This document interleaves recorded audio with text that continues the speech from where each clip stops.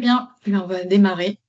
Bienvenue sur ce webinaire sur les données PCAET. Donc, pour celles et ceux qui ne me connaissent pas, moi je suis Lucille et je suis animatrice du réseau Plan Climat. Et donc, j'organisais ce webinaire et je vais laisser Anthony faire une petite introduction au nom des partenaires d'Ambition Climat Bretagne. Merci Lucille, j'espère qu'on m'entend bien. Ouais. Ouais, écoutez, bonjour à toutes et à toutes et merci de votre présence. Donc Anthony Marc de l'Adréal Bretagne. Je suis un des copilotes du réseau Plan Climat avec Vincent que j'ai vu en ligne. Il me semble qu'Hélène n'est pas présente, mais j'ai vu que Vincent était connecté avec nous. Vous rappelez que ce réseau Plan Climat existe depuis maintenant 2010, qu'il est copiloté par l'Adréal, l'ADEME et la région et animé par Brézalec, et que ce réseau s'inscrit dans le partenariat Ambition Climat Bretagne, avec, comme vous savez, probablement deux gouvernances sur ce partenariat, une gouvernance plus sur l'adaptation et une gouvernance sur l'atténuation.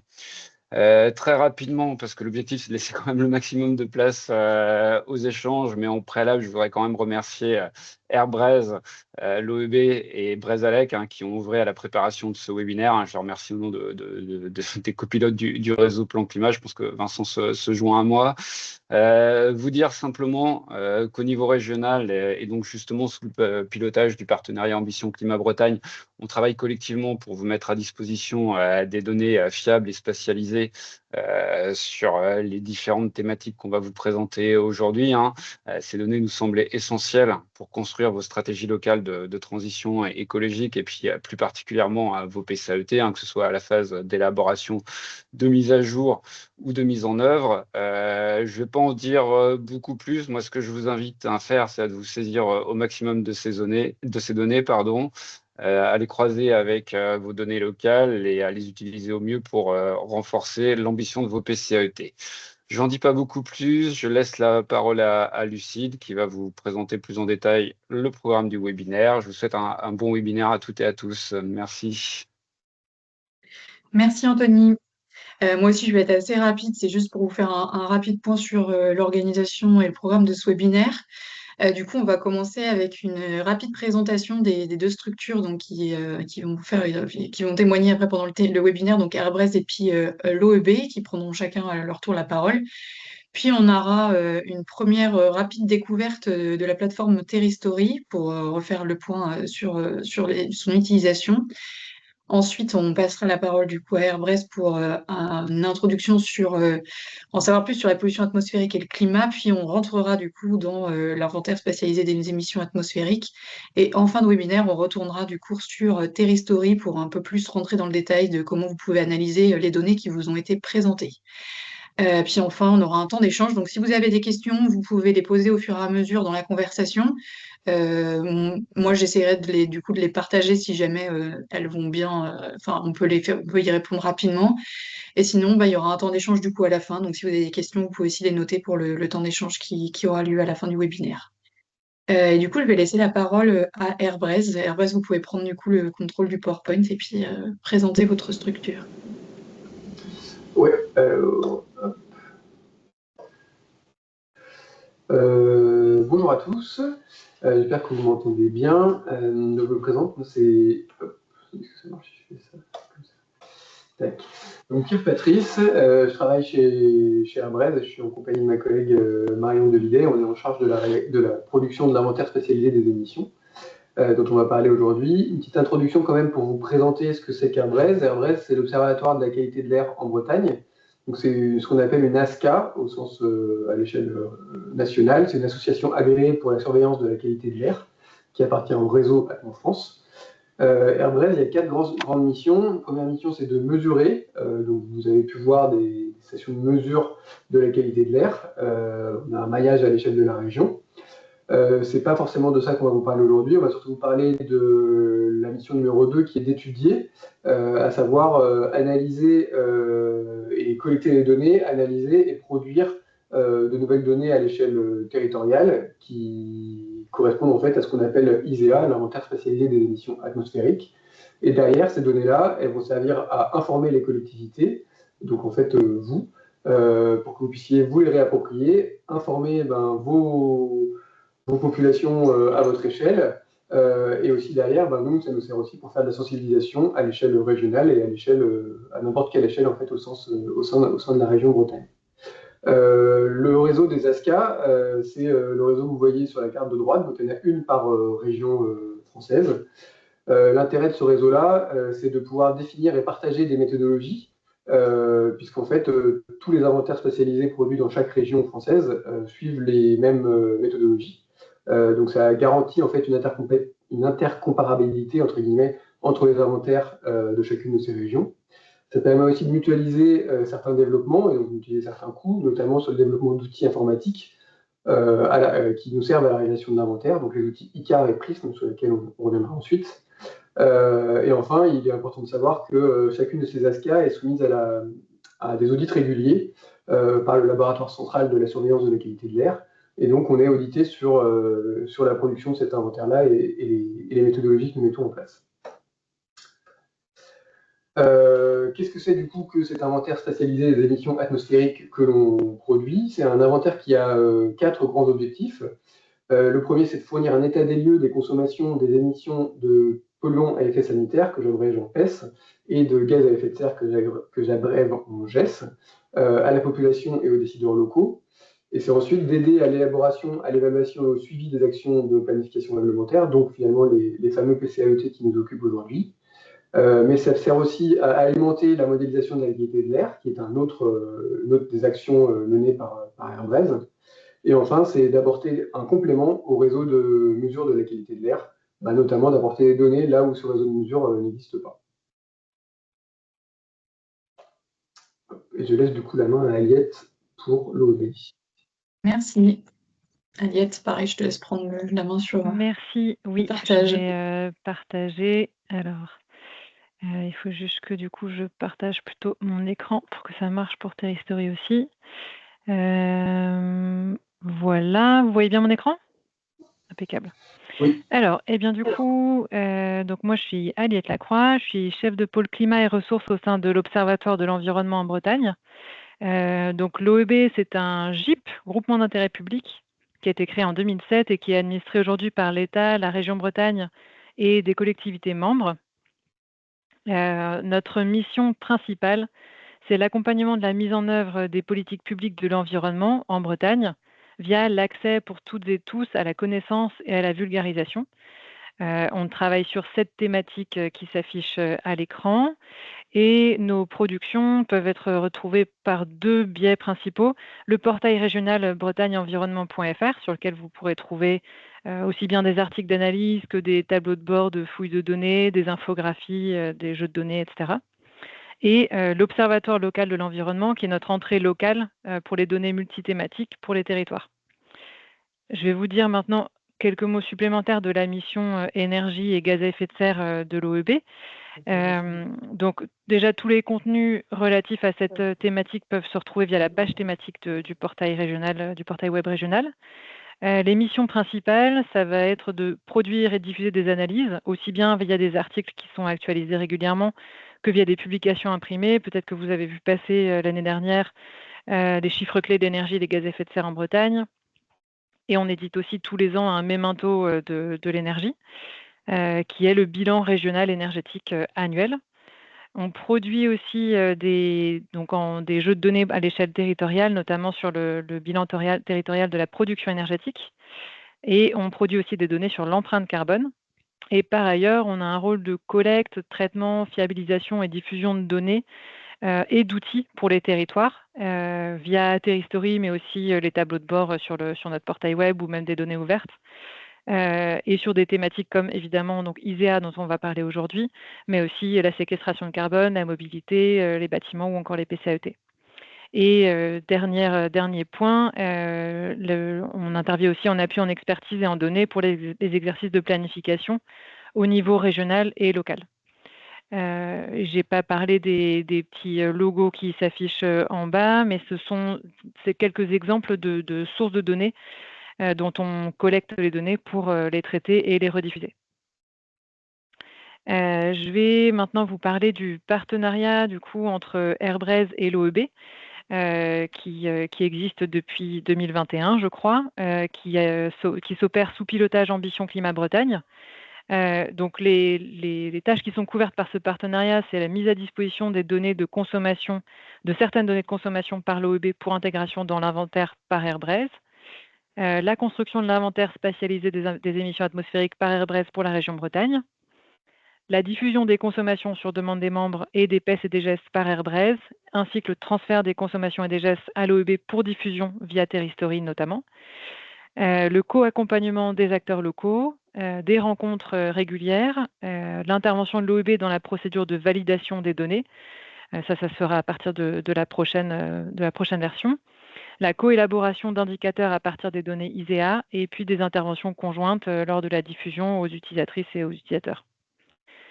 Voilà pour cette collaboration. Est-ce que Airbraz, vous aviez des précisions à apporter ou est-ce que je poursuis sur la présentation rapide de Terristory? Pour moi, ça me paraît ok. C'est bon, merci. Merci. Ok, super. Alors, est-ce que vous avez des questions à ce stade? Je pense pas. Je pense que je peux continuer, sinon n'hésitez pas à lever la main. Donc Terristory, donc quelques mots, donc ça va être vraiment très rapide, on prendra un peu plus de temps à la fin de la présentation. Je voulais juste faire quelques rappels. Déjà, rappeler que Terristory, c'est une plateforme qui est développée au niveau national et plus spécifiquement pilotée par Auvergne-Rhône-Alpes Énergie Environnement, qui est un de nos partenaires. C'est un consortium d'une vingtaine d'acteurs d'envergure nationale ou régionale, dont l'OEB et la région Bretagne font partie. Et donc l'OEB est administrateur de l'instance bretonne de Terristory, mais on bénéficie des développements qui sont portés par le national. Aujourd'hui, c'est un outil qui permet d'accéder aux indicateurs, mais aussi de suivre les trajectoires et puis même de modéliser l'impact d'actions génériques sur les trajectoires énergie et climat de manière prospective jusqu'à 2050. Si on fait un tour très rapide sur Terristory, donc on peut accéder. Il n'y a pas besoin de se créer de compte. Enfin, pour quelques fonctionnalités que je pourrais peut-être montrer tout à l'heure, il vaut mieux se créer un compte. Mais sinon, c'est vraiment ouvert à toutes et tous. Les principaux modules, donc il y a 6 modules, il y en a un tout nouveau là qui vient d'arriver, le diagnostic. Les modules sont accessibles via le bandeau de gauche. Et les données ISEA, par exemple, vont se retrouver dans le module indicateur, donc principalement via consommation d'énergie et émissions de gaz à effet de serre. Donc si je regarde par exemple les émissions de gaz à effet de serre, un premier clic par défaut va afficher les données au niveau régional avec une vision cartographique. Et on peut aussi, par le bandeau de sélection de territoire, choisir un territoire en particulier.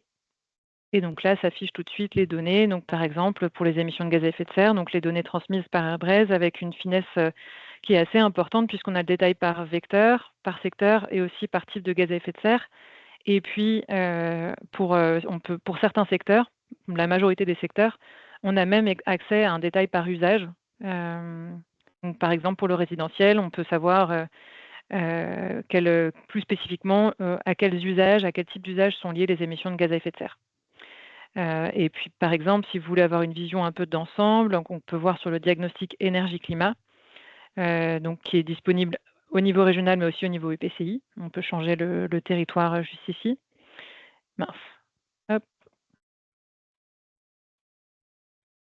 Et donc là, on a un aperçu assez rapide, les trajectoires d'évolution pour la consommation d'énergie, les émissions de gaz à effet de serre, et puis on a accessoirement aussi la production d'énergie et la séquestration de carbone, mais ce n'est pas le sujet du jour. Voilà pour un premier aperçu très rapide de Terristory. Je pense que je m'arrête là et puis je passe la main du coup à Airbraz.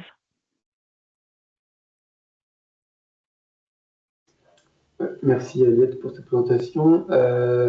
Du coup, on va présenter la nôtre. Alors, Lucille, ou tu... Je suis en train de remettre le PowerPoint, vous allez pouvoir prendre la main. Ça marche, merci.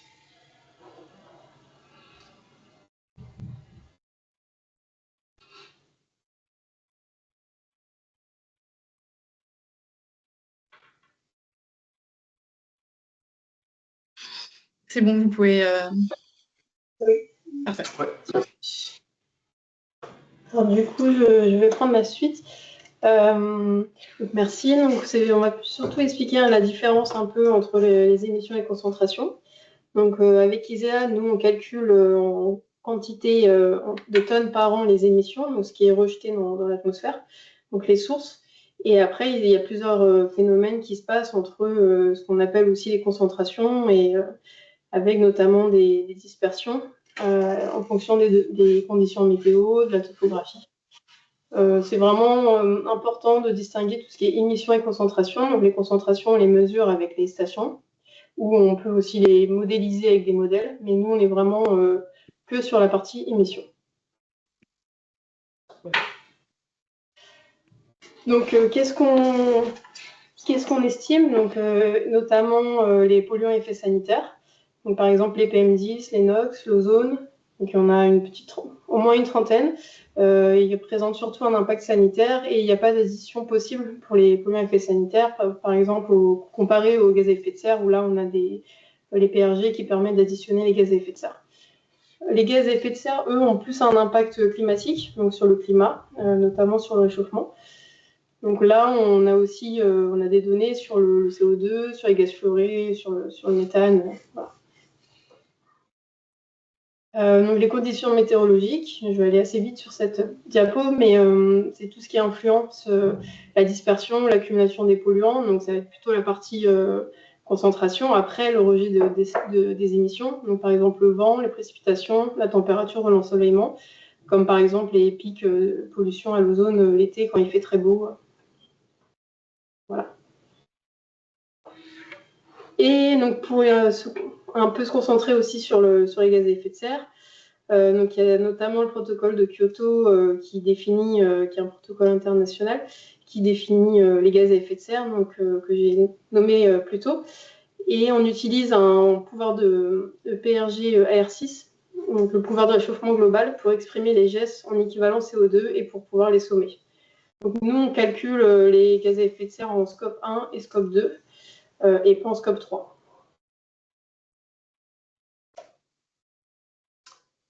S'il y a des questions. Est-ce que vous avez des questions avant qu'on passe à la suite ou c'est bon? Je vais un peu vite sur ça, mais donc, ouais. Dans le cadre d'ISEA, donc on a un contexte réglementaire avec notamment 3 arrêtés qui définit un peu le contexte et les réglementations qu'on doit suivre. Et puis on a aussi un cadre méthodologique avec notamment le guide PCIT 2 pour la réalisation des inventaires. Donc là, on est en train toutes les ASCA sont en train d'élaborer le PCIT 3 donc pour remettre à jour un peu cette méthode à l'échelle nationale. Après, nous, à l'échelle régionale, on rédige un guide méthodologique d'Airbreeze avec des informations spécifiques à notre région en particulier. On a une méthodologie unique pour le calcul des consommations des polluants à effet sanitaire et les gestes, bon, ça on l'a dit précédemment. Et on diffuse principalement au format PCAET, défini par les 2 articles du Code de l'environnement. Il faut savoir que ces consommations sont les consommations liées aux installations de production d'électricité, de chaleur et de froid sont retranchées. Pareil pour les émissions directes de gaz à effet de serre liées aux installations de production d'électricité, de chaleur et de froid du territoire dans le format PCAET. On conserve par contre les émissions de polluants à effet sanitaire liées à ces productions-là. Et on prend en compte les émissions indirectes aussi, donc de scope 2, liées aux productions nationales d'électricité, ce qu'on appelle CO2 indirect, qui est directement dans les secteurs finaux consommateurs, proportion des consommations finales. Et on retranche également les émissions du CO2 biogénique, qui sont issues d'émissions, on va dire, naturelles. Et Marion, enfin, je me permets de t'interrompre parce que je pense que le diaporama n'est pas passé. On n'est pas arrivé sur la diapo sur l'inventaire, la présentation de l'inventaire. On reste toujours en visio enfin en tout cas moi, sur la diapo sur les gaz à effet de serre extérieurs. Je sais pas si c'est pareil pour Oui, tout le parce que monde. c'est moi qui ai repris la main, mais je ne sais pas pourquoi. Vous pouvez la reprendre côté Airbreeze? Ouais. Là, du coup, oui. il est repris, c'est bon. Et là, vous voyez quoi, du coup? Ouais, on voit la bien de diapo que Marion vient de présenter, mais qu'on ne voyait pas tout à l'heure à l'écran. Donc là, on est bien sur la diapo que Marion. Ah oui, ok. Sinon, on la voyait, pas de souci. Vous avez bien fait de le dire. Et puis, on peut aussi diffuser au format SECTEN, donc aux adhérents d'Airbreeze sur demande. Le format SECTEN, c'est un format différent qu'on diffuse peu, mais qui peut être intéressant parce du coup, il prend en compte, en fait, il affiche toutes ces consommations et ces émissions de gaz à effet de serre qui sont retranchées au format PCAET. Donc, dans certains cadres, c'est quelque chose qui peut être intéressant aussi pour analyser un territoire. Donc, on produit ces résultats donc, avec un niveau de détail assez dense, donc par secteur, qu'on vous présentera après, avec un détail aussi par code SNAP. Donc, SNAP, c'est une nomenclature européenne, avec des agrégations possibles en sous-secteurs. On a aussi le détail par énergie, par usage, donc, par exemple le chauffage, l'éclairage, les véhicules particuliers, et ce détail également par polluants, communes et par année. Ensuite, on diffuse nos données sur notre site web qui est affiché sur la diaporama. Et par mail sur demande, on peut fournir des indicateurs spécifiques sur demande. Et on fournit également à l'OEB, comme dit précédemment, pour diffusion sur la plateforme de Terristory.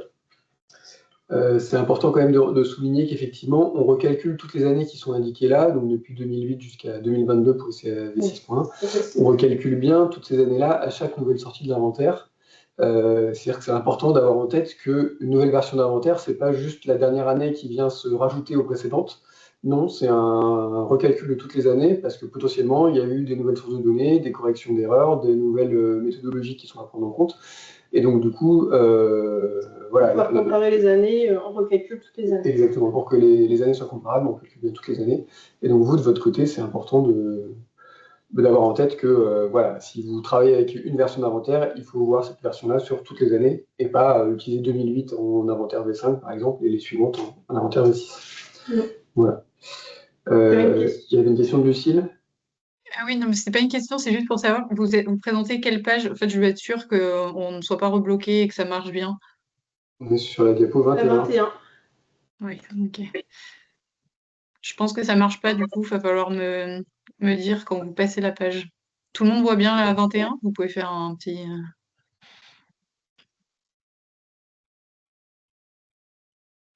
Ok, super. C'est bon, on peut continuer. Très bien.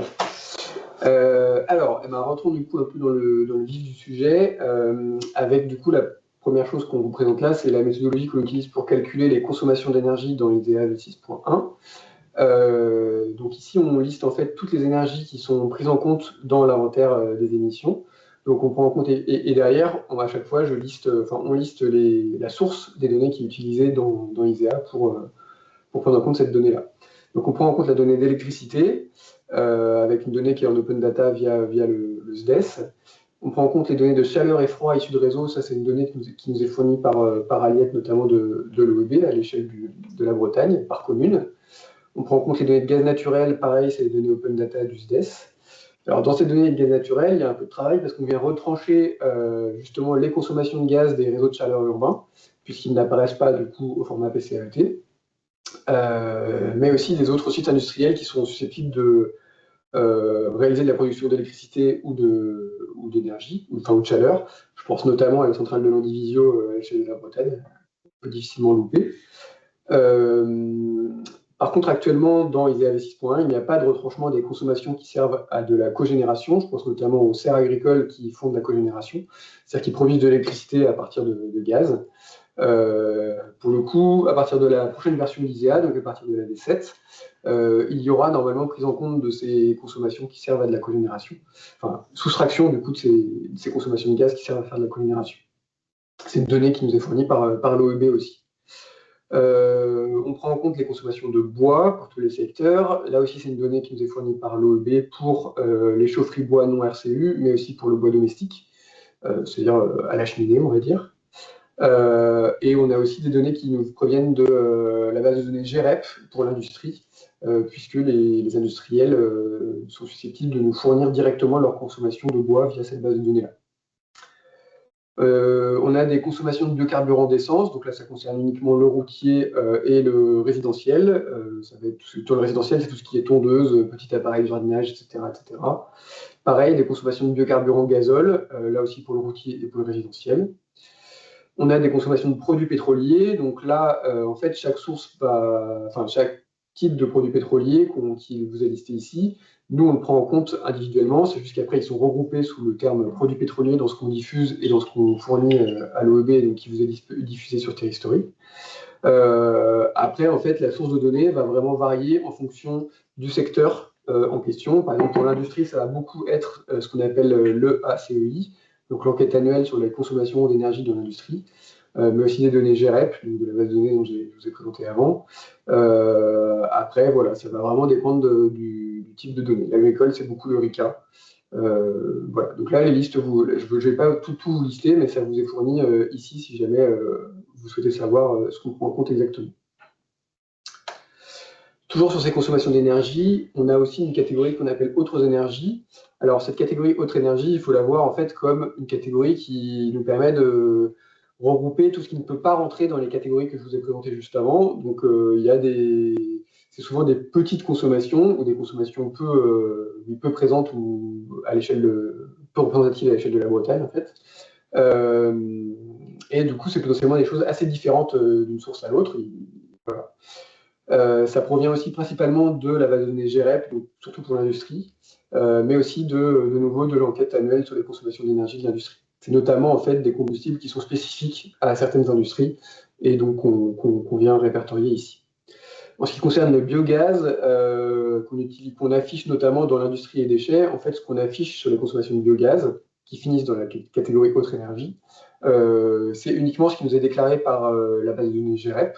Actuellement, il n'y a pas de prise en compte du biogaz dans les autres secteurs à l'heure actuelle. On a enfin une catégorie qui s'appelle aucune énergie, pardon. Là, ça va correspondre, c'est une question qu'on a souvent, en fait, ça correspond à des émissions qui ne sont pas liées à l'utilisation d'une source énergétique. Donc, c'est typiquement le cas des gaz fluorés qui vont être liés à de la réfrigération ou de la climatisation, typiquement dans le résidentiel, le tertiaire ou le routier. Mais ça peut aussi être lié à des émissions qui sont liées à l'élevage, par exemple, tout ce qui est résidus de culture qui vont émettre du N2O, donc qui est un gaz à effet de serre, ben c'est pareil, c'est pas une énergie, c'est pas une émission qui est liée à une source d'énergie. Donc ça finit dans la catégorie aucune énergie.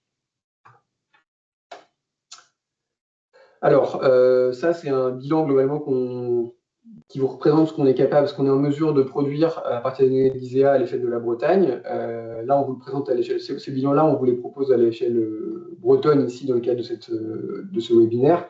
Mais en fait, les données dont on dispose étant à la commune, on peut tout à fait, c'est des choses qu'on peut tout à fait produire à l'échelle EPCI, voire communale dans certains cas. Donc à l'échelle bretonne, ça représente une consommation énergétique totale de 6800 kTEP. Alors nous, on parle en tonnes d'équivalent pétrole dans l'ISEA actuellement. Et du coup, les types d'énergie que je vous ai présentés juste avant se répartissent comme ça. Donc on voit que principalement, c'est effectivement une consommation de produits pétroliers à l'échelle de la Bretagne pour 46%, notamment via le routier. Mais c'est aussi beaucoup d'électricité pour 26%, etc., etc. Ces consommations elles restent assez stables depuis 2008, puisqu'on a simplement une baisse à l'échelle régionale de 3% entre 2008 et 2022. Et derrière ce graphique, il représente en fait pour chaque secteur la répartition, sa part au sein des consommations totales annuelles de la Bretagne. Donc ce qu'on voit, c'est que c'est principalement le routier qui est la consommation principale d'énergie à l'échelle bretonne, avec une augmentation depuis 2008, plus 6% de consommation. Le deuxième secteur principal, c'est le résidentiel, avec cette fois-ci une diminution depuis 2008, puisqu'on a moins 20% là en consommation.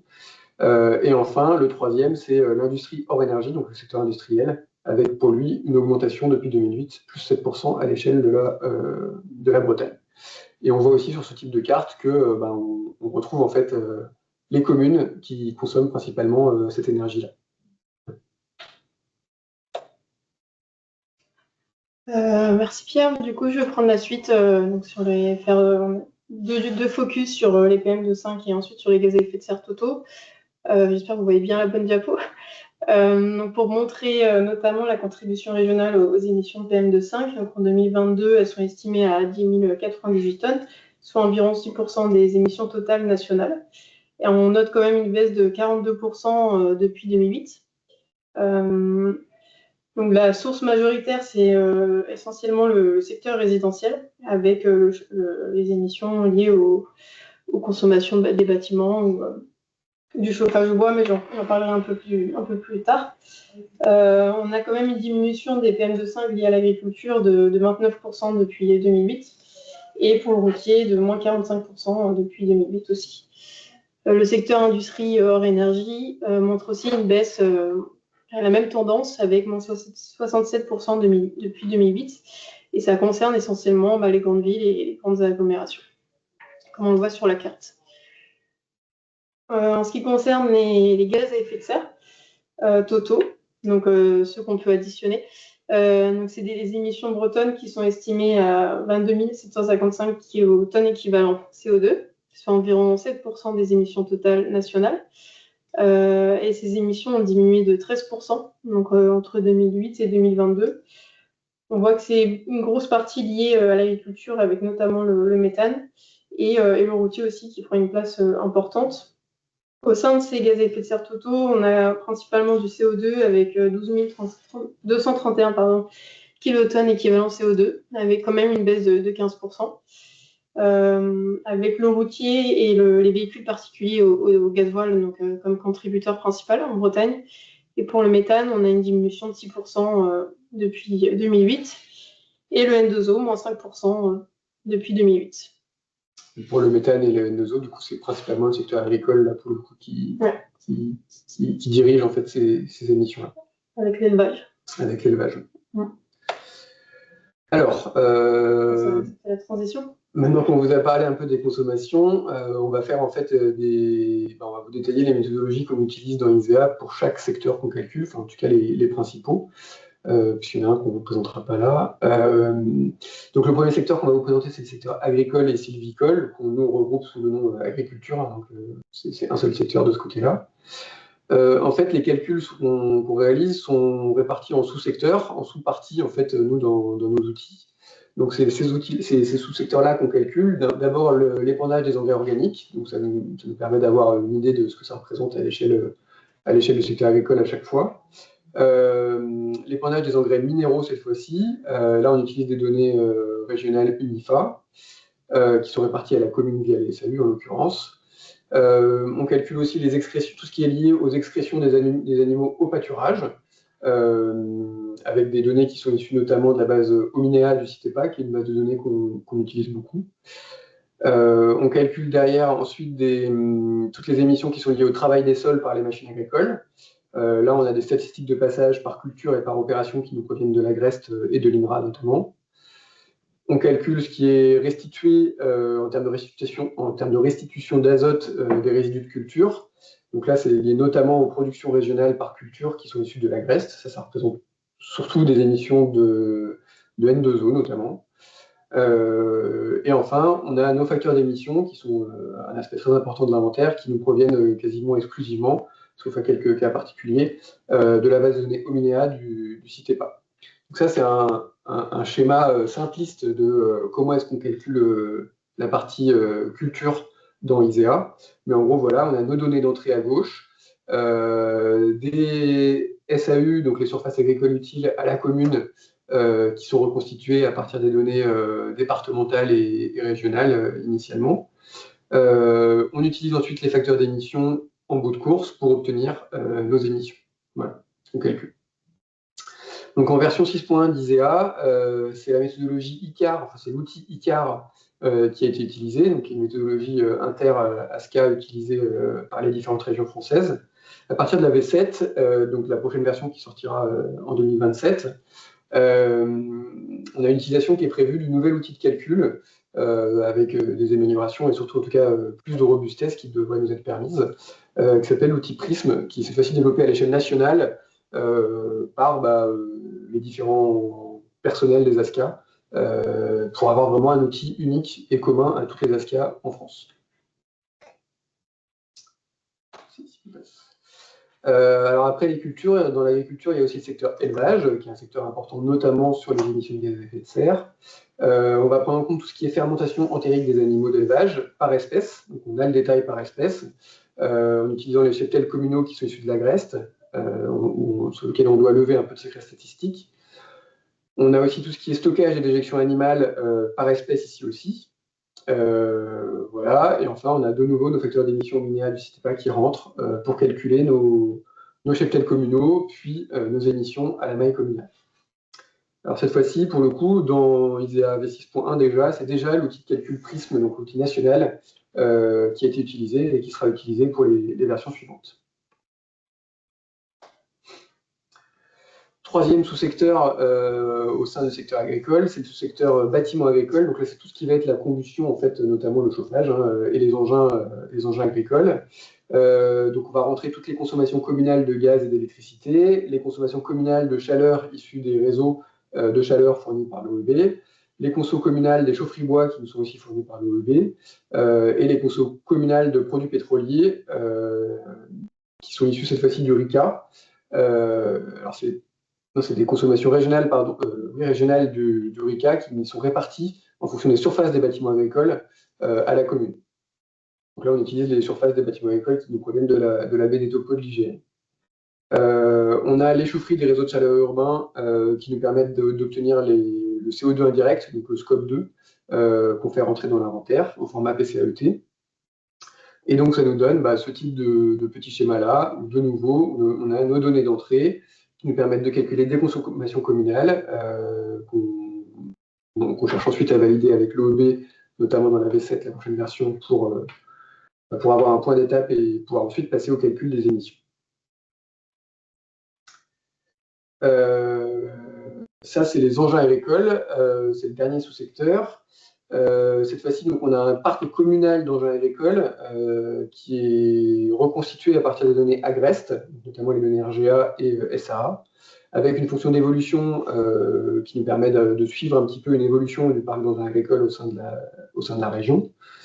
On a les consommations de gazole et d'essence des engins agricoles qui nous proviennent du RICA, de l'Agrest, les facteurs de consommation par type d'engins agricoles, des récoltes départementales de bois, parce qu'il y a aussi la partie sylviculture à ce niveau-là, qui nous proviennent de l'Agrest, et enfin un parc national d'engins sylvicoles, cette fois-ci, et son évolution qui est répartie aussi à la région, puis à la commune. Voilà pour ça. Alors, ça nous donne quoi derrière si on fait un petit focus sur notamment les émissions de NH3, qui est un polluant à effet sanitaire largement émis par la partie, le secteur agricole, pardon. En 2022, les émissions de NH3 de la région Bretagne, c'est à peu près quasiment 98 000 kilotonnes, ce qui représente environ 18% des émissions totales nationales. Donc, on est quand même loin, en surface, de représenter 18% en Bretagne de la surface française. Et pourtant, on représente quand même bien 18% des émissions de NH3 du national, notamment parce qu'on est une grosse région agricole et que le NH3 provient principalement de l'agriculture. Alors ces émissions, elles ont baissé de 10% entre 2008 et 2022. Et donc, comme je le disais, elles sont très majoritairement liées au secteur agricole. Voilà, ça c'est la courbe d'évolution des émissions de NH3 d'origine agricole. Donc on en a seulement sur les émissions agricoles depuis 2008, et avec une répartition par catégorie, on va dire, émettrice d'ammoniac, avec on retrouve le sous-secteur principal qui est l'épandage des produits organiques, en marron tout en bas. Donc en fait, c'est l'épandage des éjections animales qui émettent principalement de l'ammoniac. On a aussi l'épandage des engrais minéraux qui en émet en partie et qui, elle, a tendance à augmenter au fil des années, notamment en lien avec un recours de plus en plus important aux engrais minéraux, a priori. Par contre, les autres sources d'émissions de NH3, qui sont liées principalement au cheptel directement, sont, elles, assez stables au fil des années. Donc voilà, c'est principalement l'agricole qui tire ces émissions de NH3. On a une baisse depuis 2008 de 10 à 11%. Derrière, c'est le deuxième secteur le plus émetteur de NH3, c'est le secteur des déchets, avec cette fois-ci une augmentation très importante depuis 2008, notamment parce que c'est la prise en compte des stations d'enfouissement de déchets qui continuent à émettre, et les stations de compostage aussi, et aussi surtout les méthaniseurs qui émettent beaucoup de NH3 et qui ont beaucoup augmenté en nombre sur la région Bretagne depuis 2008. Voilà pour ça. Deuxième focus sur l'industrie, autre secteur important de l'inventaire. Dans l'industrie, on a deux sous-secteurs principaux. Le premier sous-secteur, c'est l'industrie hors énergie, qui est vraiment le principal, en tout cas au format PCAET. On va avoir toute la partie combustion, donc avec tout ce qui est industrie manufacturière, qu'on va calculer à partir des consommations communales pour chaque type d'énergie et qui vont être répartis ici en fonction des effectifs salariés. Donc en fait, on a aussi une base emploi qu'on constitue pour chaque type d'emploi qui va nous permettre de ventiler les consommations aux différentes communes. On prend en compte les procédés de production qui sont spécifiques, avec par exemple, ça va être de la production d'engrais, des produits chimiques, des carrières, des industries agroalimentaires. Ça, c'est ventilé à partir des quantités totales régionales produites qui nous sont fournies par la base Ominéa. Et la ventilation se fait aussi à partir de notre base emploi aux différentes communes. On va prendre en compte tout ce qui est activité de construction, donc c'est notamment le BTP, mais aussi le recouvrement des routes par l'asphalte. Donc là, ça va être tout ce qui est station d'enrobage, et aussi les données de production de bitume qui nous sont fournies par l'USIRF en l'occurrence, mais aussi on va aller éplucher les arrêtés préfectoraux en fait, des différentes stations d'enrobage pour avoir les capacités de production et permettre de ventiler la production totale régionale d'enrobage aux différentes communes. On prend en compte l'utilisation de solvants, on prend en compte les engins mobiles non routiers qui proviennent du BTP ou non. On prend en compte l'utilisation de gaz fluoré, donc ça c'est des choses qui peuvent être importantes, notamment dans toutes les productions agroalimentaires qui nécessitent de la réfrigération. On prend en compte les chaufferies qui nous sont fournies par l'OEB notamment sur la partie CO2 indirecte de nouveau. Et enfin, on retrouve le facteur d'émission du CITEPA. Pour la partie industrie hors énergie, alors le sous-secteur industrie hors énergie, il ne va pas contenir les données de consommation et d'émissions qui sont liées à la production, la transformation et la distribution de l'énergie. C'est vraiment un autre sous-secteur qui est derrière, qu'on appelle le sous-secteur industrie de l'énergie. Donc dans tous les cas, par contre, on va calculer les consommations, les polluants à effet sanitaire et les gaz à effet de serre. Par contre, au format PCAET, les consommations et les émissions de GES vont être filtrées pour tout ce qui est lié à la production d'énergie. Enfin, en tout cas, production de chaleur et froid et production d'électricité. Et donc pour ce second sous-secteur, qui est le sous-secteur industrie de l'énergie, on va avoir tous les sites de production d'énergie. Là, c'est des déclarations directement des industriels. Donc là, on va conserver uniquement les émissions de PES au format PCAET. On va avoir tout ce qui est les émissions liées aux consommations des réseaux de chaleur, donc ça c'est les données OEB. De nouveau, on va conserver uniquement les émissions de polluants à effet sanitaire au format PCAET. On va prendre en compte toutes les fuites, enfin les fuites liées au réseau de transport et distribution de gaz à l'échelle communale. Là, pour le coup, on a bien des données qui sont à la fois en émissions de gaz à effet de serre et de polluants à effet sanitaire. Ça, ce n'est pas filtré au format PCAET. On prend en compte les émissions à la pompe qui sont liées aux stations-service, où là, on a uniquement des émissions de polluants à effet sanitaire. Voilà. Et de nouveau, nos facteurs d'émission du CITEPA. Alors, à quoi ça ressemble derrière si on zoome sur les gaz à effet de serre totaux pour la région, sur le secteur industrie. Donc en 2022, les émissions bretonnes de gaz à effet de serre totaux du secteur industriel, donc quand je dis secteur industriel, là c'est vraiment industrie hors énergie et industrie énergie, donc c'est estimé à 1985 kilotonnes équivalent CO2, soit environ 3% des émissions nationales du secteur. Donc on n'est pas une région plus que ça industrielle, on va dire. En Bretagne, ces émissions ont diminué de 24% entre 2008 et 2022. Et le secteur industriel représente environ 9% des émissions totales régionales de gaz à effet de serre totaux. Donc là, on a la courbe d'évolution depuis 2008, avec ce qu'on voit, c'est qu'effectivement, l'industrie hors énergie représente l'écrasante majorité des émissions, notamment parce que l'industrie énergie, tout ce qui est production de chaleur et froid et d'électricité, les émissions de gaz à effet de serre sont filtrées au format PCAET. Donc on ne les voit pas sur ce graphique. Et derrière, à l'échelle bretonne, ça nous donne une idée de la répartition par type d'industrie en Bretagne. Et ce qu'on voit, c'est que c'est principalement finalement l'industrie manufacturière qui émet des gaz à effet de serre totaux en Bretagne pour 42%, suivi de près par l'industrie agroalimentaire qui est très présente en Bretagne pour 31%. Voilà. Ensuite, le secteur des déchets. Alors dans le secteur des déchets, on va prendre en compte l'ensemble des éléments qui sont listés ici. Donc les décharges de déchets solides, avec des déclarations qui nous sont fournies par les industriels directement via la base de données GREP, mais aussi l'utilisation des arrêtés préfectoraux potentiellement ou de la base Sinoé de l'ADEME. On prend en compte toute l'incinération des déchets sans valorisation énergétique, puisqu'à partir du moment où il y a de la valorisation énergétique, on considère que ça va finir, en fait, que ça va appartenir au secteur industrie de l'énergie que je vous ai présenté juste avant. Donc là, dans le secteur des déchets, il n'y a que l'incinération des déchets sans valorisation énergétique. On prend en compte la crémation, donc c'est le nombre de crémations qui nous est fourni par les crématoriums par an.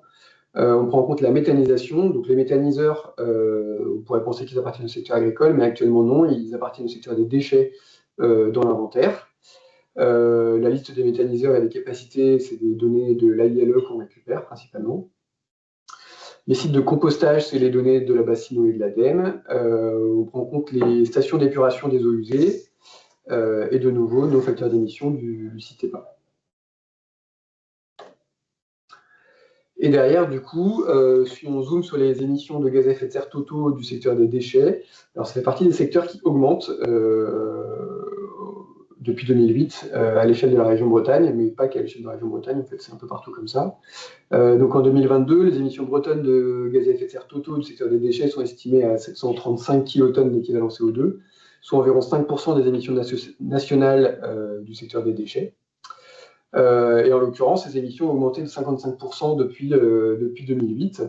Et ça, c'est lié à quoi? Alors, c'est lié principalement, en fait, aux émissions de CH4, donc de méthane, liées au stockage des déchets sans valorisation énergétique. Pourquoi? Parce qu'en fait, à partir du moment où un déchet est stocké, il continue à émettre du méthane. Alors, ce méthane peut potentiellement être brûlé pour être transformé en CO2, mais dans tous les cas, ça émet des gaz à effet de serre. Et donc, du coup, c'est notamment pour ça que ces émissions augmentent au cours des années, même si on voit une certaine stabilisation depuis 2018 sur ce graphique.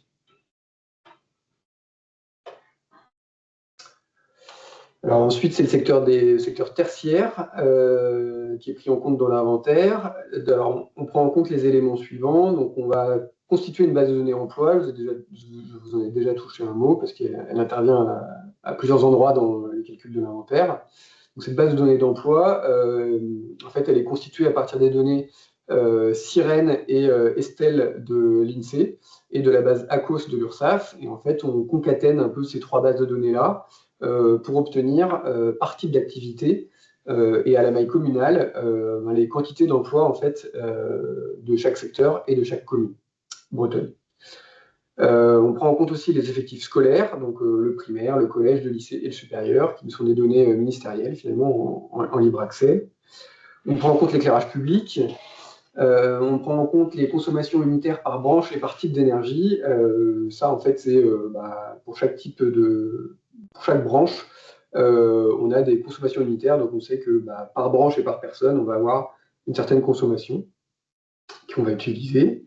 On utilise les chaufferies non reliées à un réseau de chaleur urbain qui proviennent à la fois de la base de données GREP, mais aussi des données OEB qui nous sont transmises. On utilise les chaufferies des réseaux de chaleur urbains cette fois-ci pour rentrer uniquement le CO2 indirect cette fois-ci, qui est réparti entre les secteurs via une ventilation qui nous est fournie par l'OEB. Et on utilise les émissions de gaz fluorés qui sont fonction notamment des effectifs salariés communaux par type de branche. Donc là, c'est notamment tout ce qui est lié à la climatisation, à la réfrigération, etc. dans le tertiaire.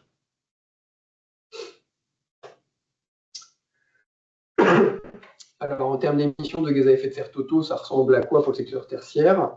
On est sur un secteur dont les émissions de gaz à effet de serre totaux sont estimées à 1360 kilotonnes d'équivalent CO2, soit environ 5% des émissions nationales du secteur.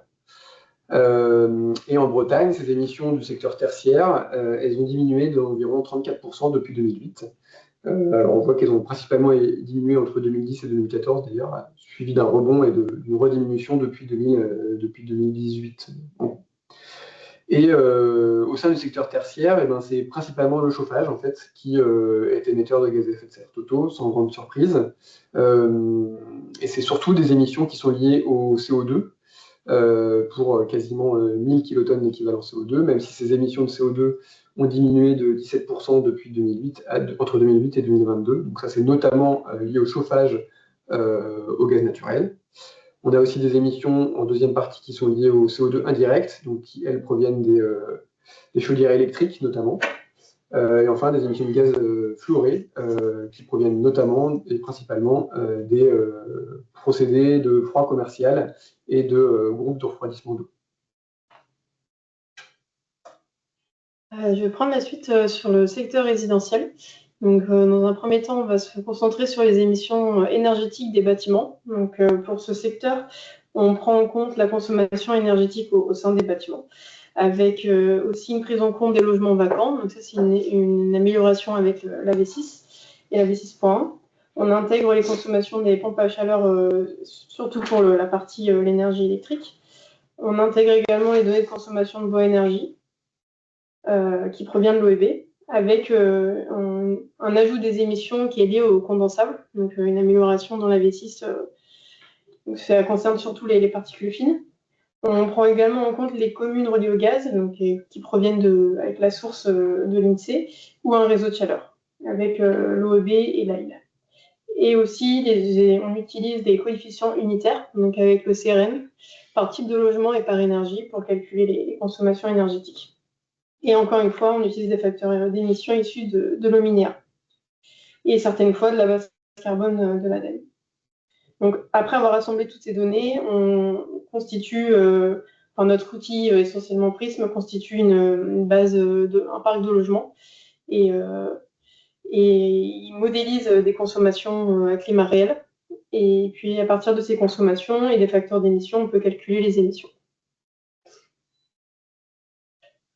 Et en ce qui concerne les émissions non énergétiques, là, on prend en compte tout ce qui est les utilisations de solvants, donc par exemple les peintures, le solvant, les compositions fluorées, donc plutôt à l'usage domestique, les produits pharmaceutiques aussi, consommation de tabac, bon, ça reste mineur, mais on les prend en compte.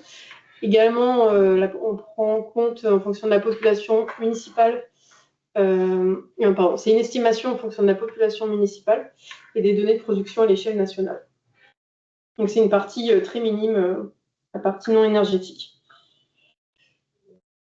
Il reste aussi également, dans cette partie non énergétique, les engins de jardinage. Donc, on en a parlé tout à l'heure, avec le taux d'équipement des ménages aux engins de jardinage qui provient de l'INSEE, en fonction de la population municipale annuelle et du parc de logement qui a été construit par notre outil Prism. Et enfin, on prend aussi en compte les feux ouverts, les déchets verts, mais là, il y a beaucoup d'incertitudes. On sait qu'on est sur des estimations et on se base sur des données nationales. Je précise quand même que c'est un secteur qui est calculé dans le cadre d'une collaboration inter-ASCA, donc avec l'IGR, donc Centre Val de Loire et RPI de la Loire, pour Pays de la Loire. Donc si on s'intéresse et si on se concentre sur les émissions de PM2,5, parce que c'est là où il y a beaucoup d'enjeux sur le résidentiel, juste pour faire un petit rappel sur le bois énergie dans ISEA. Donc les émissions de polluants atmosphériques qui sont inventoriées à la source. Donc on a 3 sources. On a tout ce qui est les réseaux de chaleur urbains, donc les RCU, qui alimentent plusieurs bâtiments qui sont avec un réseau, donc qui sont inventoriés dans la branche énergie, quel que soit le combustible. Ensuite, on a les chaufferies bois non RCU qui alimentent un seul bâtiment. Donc là, ça peut être dans plusieurs secteurs, donc le résidentiel, le tertiaire, ça peut être aussi dans l'agriculture ou l'industrie. Et enfin, on a les émissions du bois énergie domestique. Donc c'est là où il y a c'est un peu la source principale des émissions de PM2,5 qui sont prises en compte dans le secteur résidentiel seulement.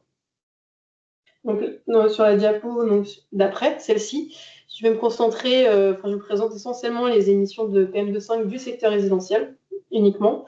Donc pour les émissions de PM2,5 liées au chauffage à bois, donc que pour ce NAPFIO-là, cette énergie-là, ça représente 89% des émissions totales de PM2,5 sur la région. Il y a une petite coquille.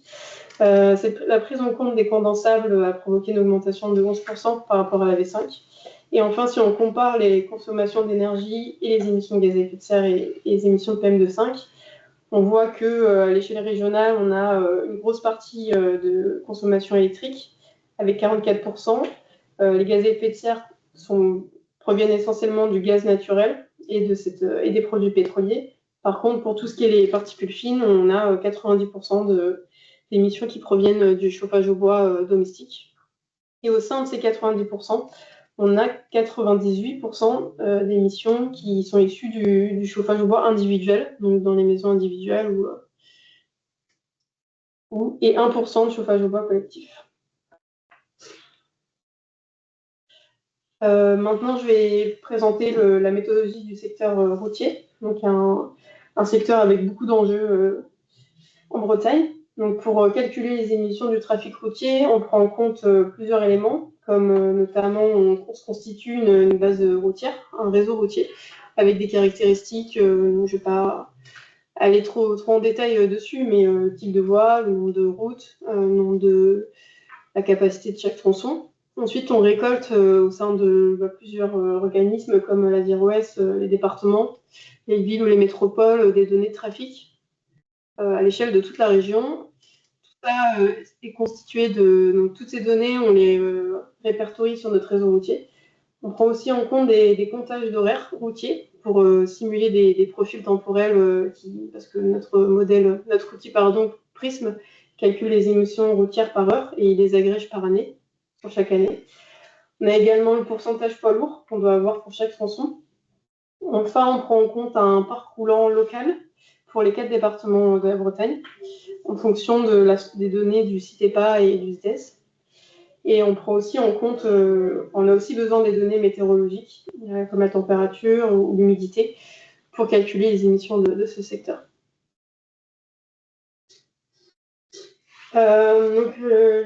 Si on continue sur le routier, donc pour la partie mobilité, donc on a essentiellement des émissions de PM10 en fait, qui sont liées à ce secteur-là.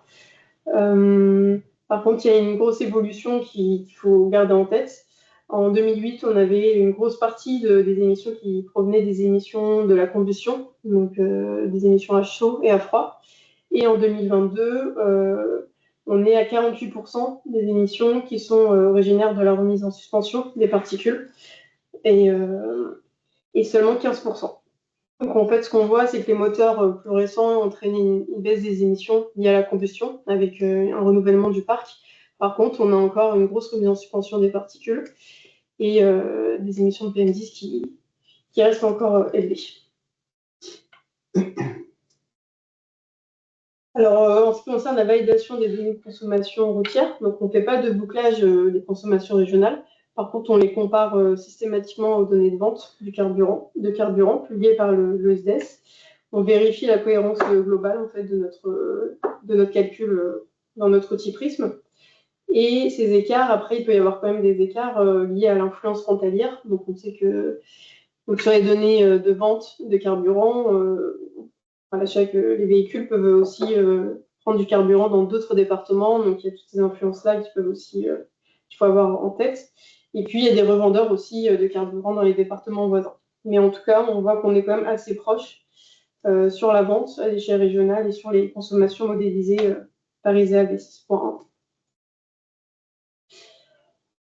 Pour finir avec le routier, donc, pour la ISEA V7, face à beaucoup de difficultés pour obtenir des données de comptage, on a déployé un modèle de trafic multimodal avec un outil open source, Matsim, qui améliore aussi la précision parce qu'on a plus de tronçons et un niveau de détail intéressant. Je ne sais pas si j'ai trop le temps de détailler le modèle, mais en tout cas, c'est un modèle qui stimule une population et des flux de déplacement et qui qui donne un résultat du trafic, des TMJ, autrement dit. Ensuite, on corrige ce modèle avec les données de comptage lorsqu'on a des données de comptage. Et après, on disperse aussi les données de comptage pour être au plus proche de la réalité. Donc ça va être disponible dans la V7 et donc avec une amélioration en continu de nos méthodes. Enfin, pour le secteur haut de transport, donc là, je vais aller assez vite aussi parce qu'il y a moins d'enjeux, on va dire, sur ce secteur-là. Alors pour le ferroviaire, on prend en compte les données de SNCF, parce qu'on a une convention Atmo France avec la SNCF. Donc à partir de ces données, on estime les autres années parce qu'on n'a eu que 2018 et 2022. Ensuite, on a quand même des informations plus détaillées parce qu'on a le trafic par type de train. On a aussi les consommations électriques et diesel des trains. Et ça sur l'ensemble des lignes régionales avec un détail fret, TGV, TER. Et on utilise aussi les facteurs de consommation minière. Pour l'aérien, on prend le trafic des aéronefs, donc qui sont disponibles sur le site l'UAF, l'Union des aéroports français, il me semble. Et sinon, on prend aussi contact avec des gestionnaires en fait, des aéroports, surtout pour Rennes et Brest, parce que c'est surtout Brest qui est le plus grand aéroport de Bretagne. On a les émissions sur les différentes phases du cycle LTO, donc approche, atterrissage, roulage, escale, décollage, avec une montée en dessous de 915 mètres. Là, on considère que, vu qu'on est sur une approche territorialisée, qu'on ne prend plus en compte ces émissions-là. Pour les autres aérodromes, on essaye aussi de prendre en compte les petits aérodromes. Donc, comme je l'ai dit, on prend les infos qu'il y a sur l'Union des aéroports français. Et les facteurs de consommation proviennent de l'OACI et du guide EMEP et EEA. Là aussi, c'est un secteur qui est réalisé dans le cadre d'une collaboration inter-ASCA, pareil, IGER, RES, RP de la Loire.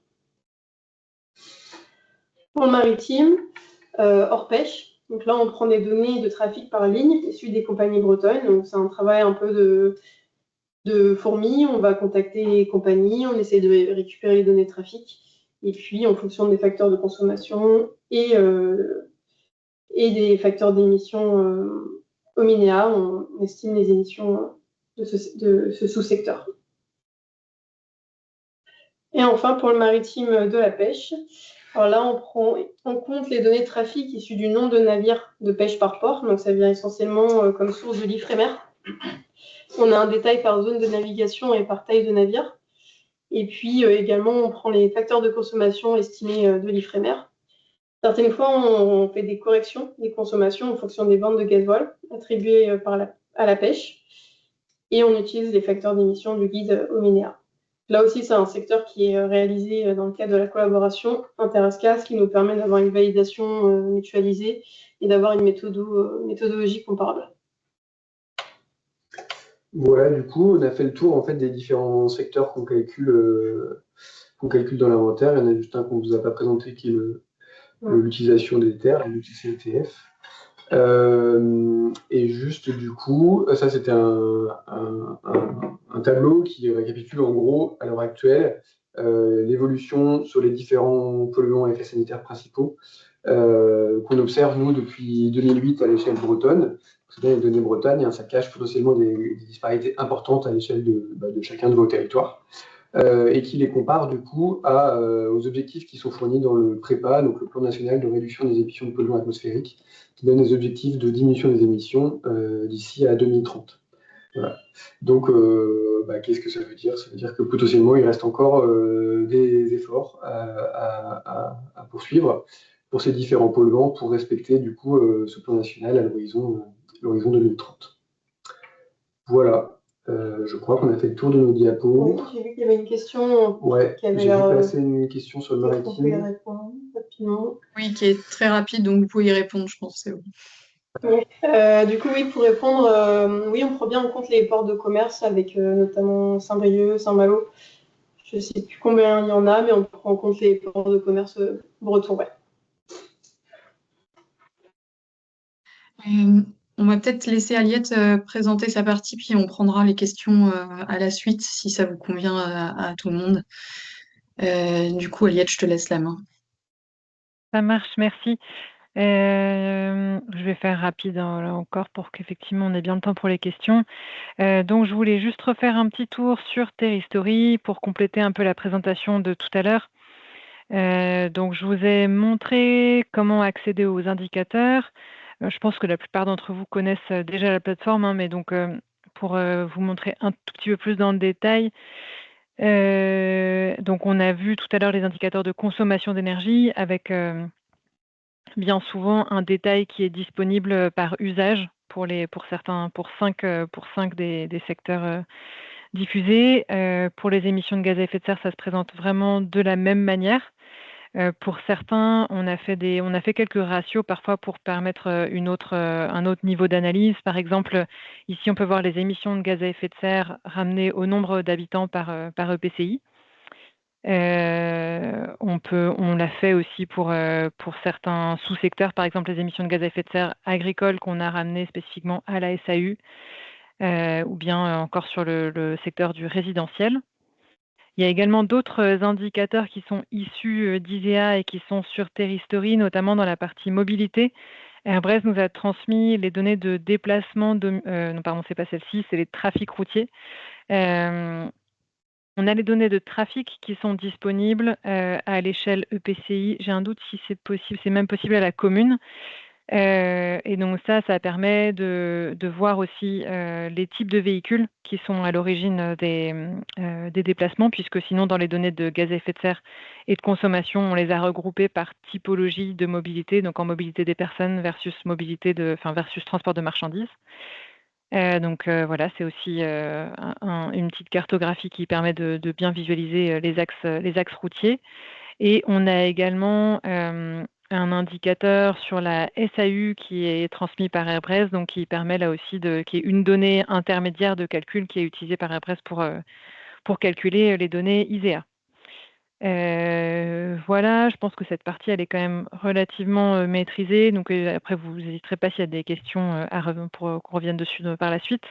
Je voulais simplement vous montrer quelque chose qui a un peu évolué dans Terristory, c'est la partie tableau de bord. Donc le module tableau de bord, c'est le 4e dans le bandeau de gauche. Sans être connecté à Terristory, donc sans avoir de compte, vous pouvez choisir un territoire. J'y vais complètement au pif, hein, ne voyez pas... Ne croyez pas que j'ai des chouchous. Tableau de bord disponible pour le territoire sélectionné. J'ai créé un tableau de bord en fait que j'ai publié, spécifique sur les données d'ISEA, qui permet donc de visualiser les indicateurs d'une manière un peu plus mise en forme et qui peut éventuellement vous être utile. Sachez que ces tableaux de bord, vous pouvez aussi, via Terristory, vous en créer à l'infini et ne pas les publier. Moi, je peux créer des tableaux de bord en tant qu'administratrice et les publier pour qu'ils soient accessibles à tous. Donc, si jamais vous avez des besoins de tableaux de bord, vous pouvez en faire la demande. Et sinon, vous pouvez, les utiliser pour visualiser les données d'une manière qui corresponde à votre besoin. Donc là, par exemple, sur ce tableau de bord que moi j'ai appelé « Analyse des consommations énergétiques et émissions de gaz à effet de serre », j'ai présenté la consommation d'énergie par secteur, donc on peut voir du coup le pourcentage de réduction ou d'augmentation. Donc ici pour l'Orient Aglo, on a une baisse de 13% entre 2010 et 2022. La consommation d'énergie sur la dernière année disponible par secteur, l'évolution de la consommation d'énergie par habitant, une baisse qui est un peu plus forte, là on peut le voir, moins 17%. Ramené au nombre d'habitants, donc ce qui veut dire que c'est un territoire sur lequel la population est en croissance démographique et donc malgré ça, la consommation d'énergie est en baisse.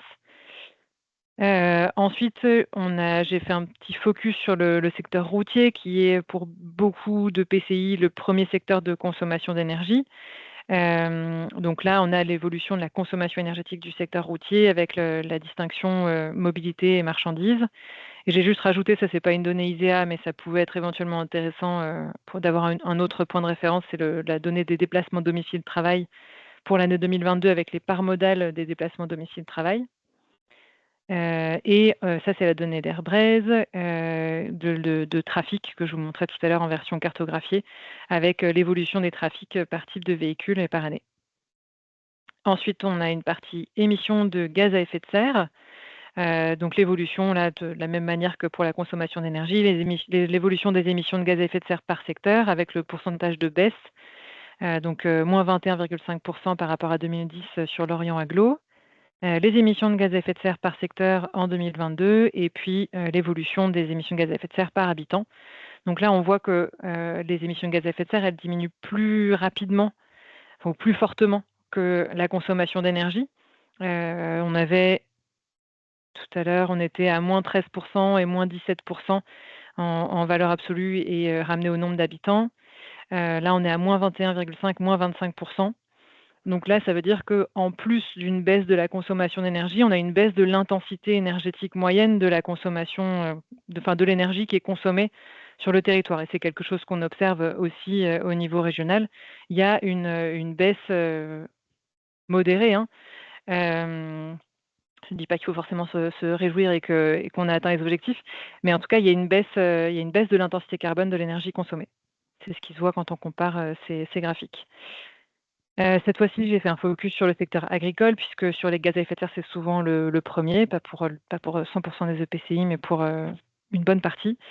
Donc là, un focus sur les émissions de gaz à effet de serre agricoles par usage, avec là aussi le pourcentage de baisse qui s'affiche. Et puis, la visualisation des émissions de gaz à effet de serre agricoles par type de gaz à effet de serre, cette fois, en 2022. Voilà jusqu'où je suis allée. Donc là encore, c'est des choix un peu arbitraires que j'ai fait parfois en visualisation. Mais je trouve que cette partie-là peut vraiment être assez utile pour aller un peu plus loin dans l'analyse des données. Et donc n'hésitez pas à jouer avec et puis bien sûr à me poser des questions si vous rencontrez des difficultés ou encore à me faire des demandes si vous souhaitez que je crée d'autres tableaux de bord sur ces sujets. Voilà, je pense que l'essentiel est dit. Je sais pas le lieu pour rentrer dans davantage. Il y aurait plein d'autres choses à montrer et à dire sur Terristory, mais il y aura d'autres occasions pour s'en parler. Donc, j'arrête le partage ici et puis à vos questions. Oui, alors il y en a déjà une là, qui a été reformulée. Est-ce que toutes les données présentées par Airbase présentes sur la plateforme ISEA sont intégrées sur Terristory et si pas, lesquelles requièrent un accès complet à ISEA? Normalement, du coup, oui, en tout cas à la maille communale, à la maille, EPCI. C'est-à-dire que l'OEB diffuse à la maille EPCI nos données. Voilà. Alors, non, c'est que sur les données de consommation et de gaz à effet de serre, pardon. On n'a pas les données sur le de site polluants à effet ISEA, sanitaire. ouais. Sur le site ISEA, par contre, on diffuse aussi tout ce qui est polluant à effet sanitaire. Ça, par contre, on est les seuls à les diffuser. Donc, tout ce qui est lié au PES, c'est de notre côté qu'il faut les récupérer. Tout à fait. Il y avait une autre question qui est pourquoi ne trouve-t-on pas les PM10 dans le prépa? Enfin, vous pouvez peut-être voir la question, du coup, elle est dans la conversation. Alors là, je ne sais pas si c'est parce que soit on ne l'a pas affiché nous dans le tableau qu'on vous a présenté là rapidement en diapo.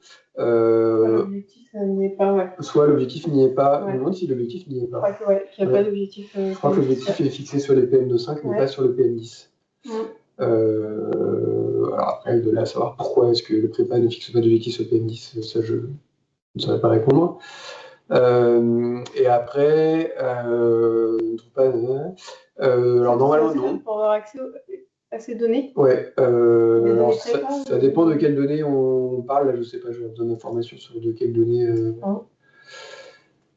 La DTM56, là, je ne sais pas.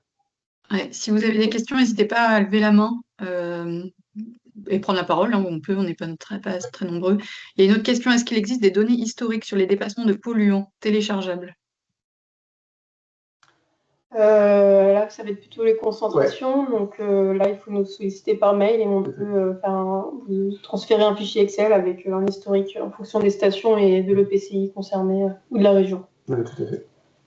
Ça sort un peu du cadre de l'inventaire, mais oui, c'est quelque chose qui existe. Ouais. On a une question d'abord de Bastien de Rechauffé Communauté. Oui, bonjour. J'avais une question sur, parce que moi je travaille sur Terristory et sur le site de Airbase.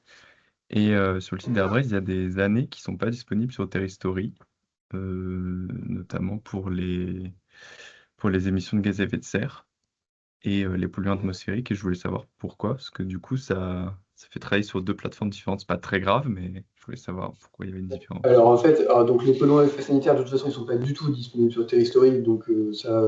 Oui, c'est vrai. Ils seront de toute façon pas sur Terristory.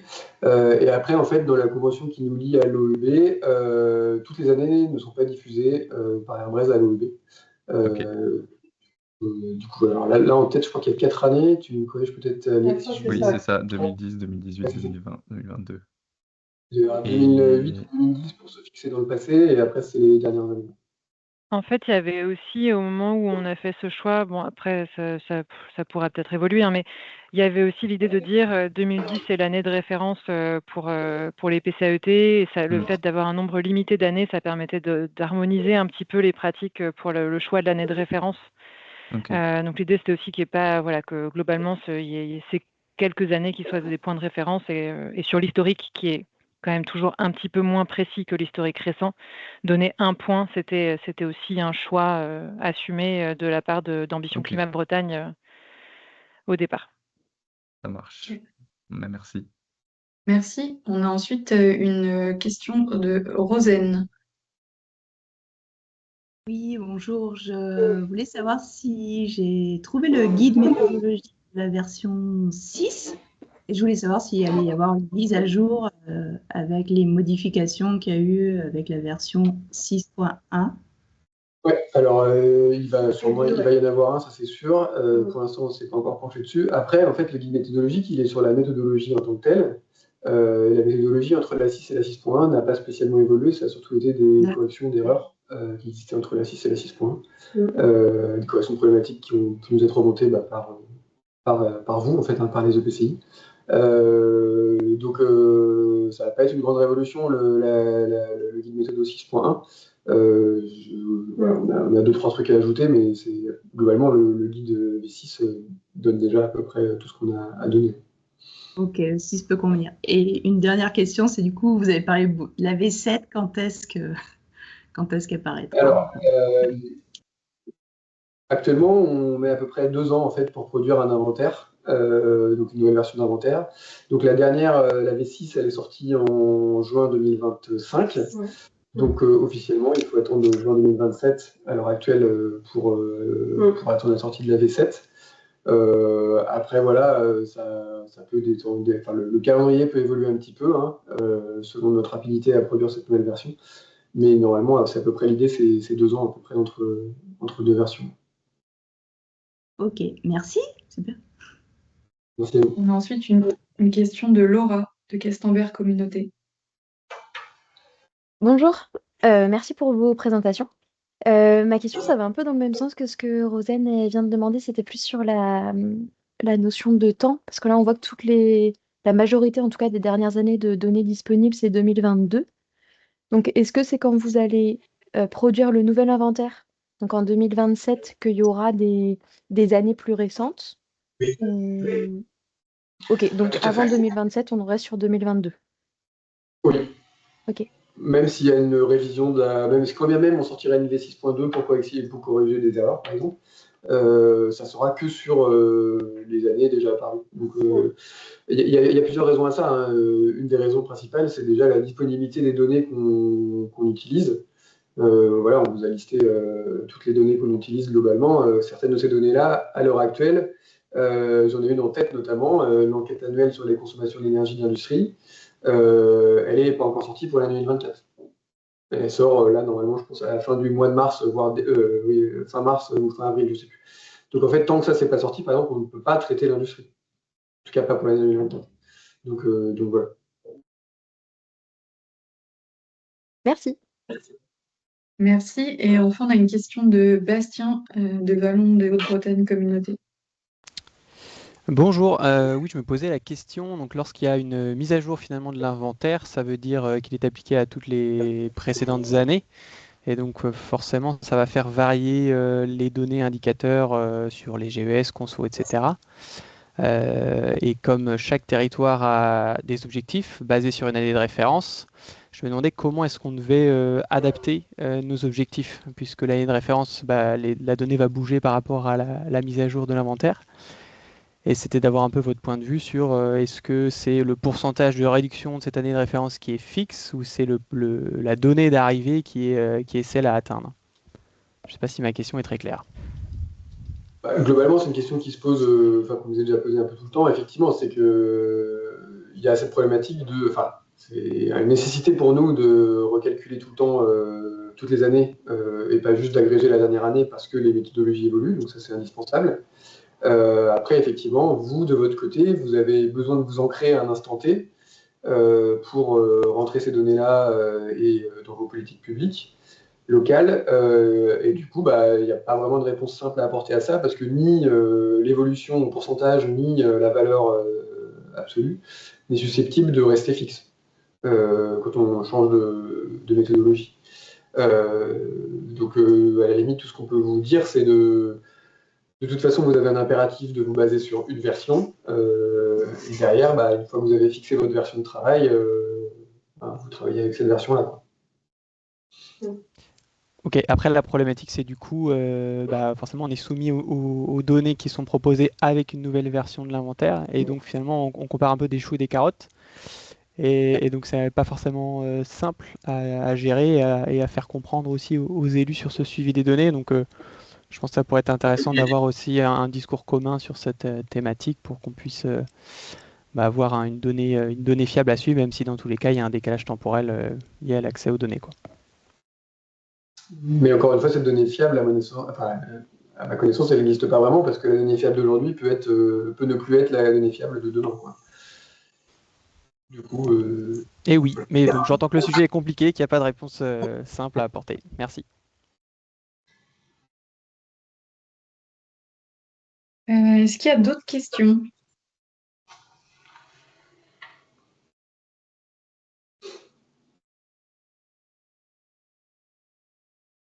Non, ça a l'air d'être bon. Eh bien, juste un petit rappel avant qu'on conclue des prochaines dates pour le réseau Plan Climat. Il y a une rencontre du coup qui a lieu le 7 avril. Si vous n'êtes pas encore inscrit, n'hésitez pas à le faire en ligne. J'ai envoyé un mail en début de semaine où vous retrouverez les liens d'inscription. Et il y aura également du coup un webinaire. Je vais dire une bêtise sur la date, donc je ne vais pas la dire. Sur le PPI adaptation courant avril aussi. Vous pouvez retrouver toutes les informations sur la plateforme Ambition, enfin sur la plateforme du réseau. Moi, je vais mettre ce webinaire en replay et aussi vous communiquer du coup la présentation que vous pouvez aussi retrouver sur la plateforme du réseau Plan Climat. Et du coup, merci aux intervenants et aux intervenantes pour cette présentation.